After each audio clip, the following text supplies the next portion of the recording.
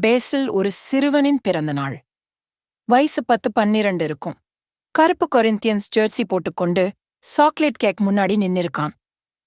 அங்கே ஒரு அழகான பிரேசில் பாரம்பரியம் இருக்கு.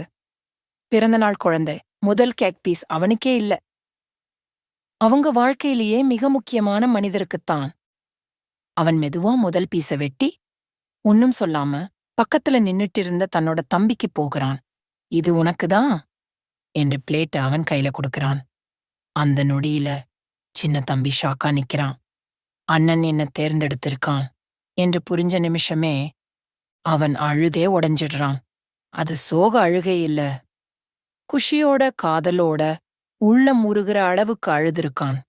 அவன் ஓடிக்கிட்டு அண்ணனை கட்டி பிடிச்சுக்கிறான். அண்ணனும் அவனை அழகா அணைத்துக்கிறான்.